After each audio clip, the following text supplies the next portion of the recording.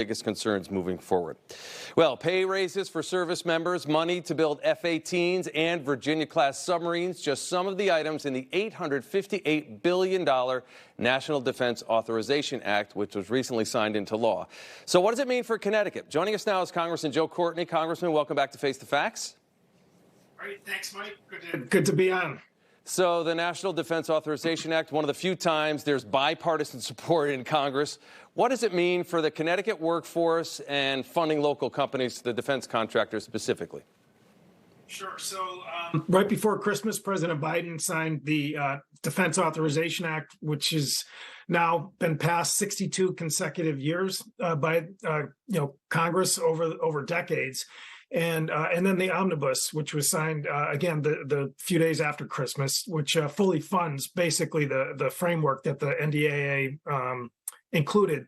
In Connecticut, we obviously have three major defense contractors: General Dynamics, Electric Boat, Raytheon's Pratt & Whitney operations, and obviously Lockheed and Sikorsky. And, all three of these contractors, again, have very large now backlogs of work that is recession proof. I mean, this is work that's going to grow in the next year to 2 years, regardless really of what else is going on in the economy. And in recognition of that, the Defense Authorization Act, as well as the omnibus, provided really a very precedent level of funding for workforce development as well as supply chain development. We've talked about this in past visits on your show, which is that, with the uptick in volume, as well as some of the change that's happening with baby boomers who are retiring in bigger numbers, the demand for new younger workers is off the charts. There's basically roughly about 800 openings just at the shipyard alone.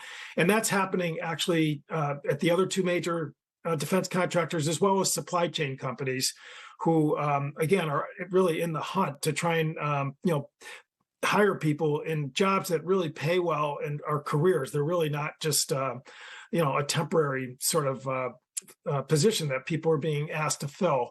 So, again, the bill is going to increase funding to boost the pre-apprenticeship and a full apprenticeship training for metal trades workers, designers, engineers, because, if we're going to hit these orders from the Navy, the Air Force, the Army, the fact of the matter is we've really got to grow our industrial base here in the state of Connecticut.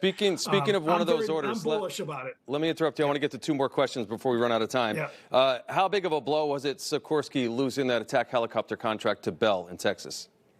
Sure. So a shocker. I'm been watching this very closely, and I think on the merits, Sikorsky's going to have a very strong protest, which, as you know, they just filed, which will basically enable another set of eyes to really look at the decision that the Army made.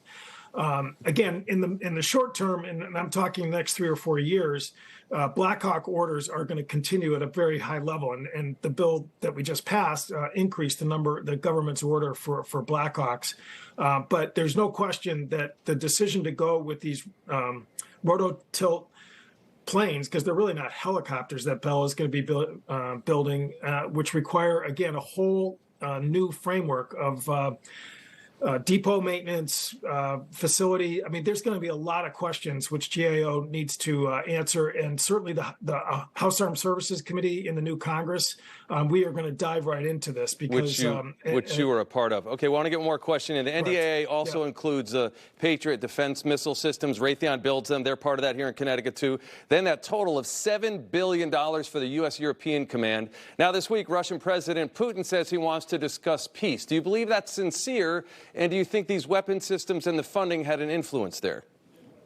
Well, I mean, when he talks about peace, he's talking about basically locking in all the territorial theft that the Russian army has engaged in for the last year. And that's unacceptable starting point for those negotiations. Again, Zelensky has laid out Ukraine's position, which really calls for not just a ceasefire, but basically a withdrawal of the territory, which again Russia illegally seized over the last 11 months. So that's pretty far apart. That's pretty far apart. Do you foresee sitting down at the table and actually closing that gap at all? I got about 30 seconds left. It's a big gap, as you point out, and I think that in the short term we're going to continue to see a lot of really heavy fighting, continuing. And I'm very pleased that our omnibus again was going to continue the U.S. support for Ukraine to make sure they have the equipment and materials they need to have a fair fight. Congressman Courtney, I want to dive deeper into this in another show. Hopefully you'll come back. Thanks so much for joining us on Face the Facts this morning. Happy to do it, Mike. Happy New Year. Happy New Year. Still ahead this morning on Face the Facts, the loss of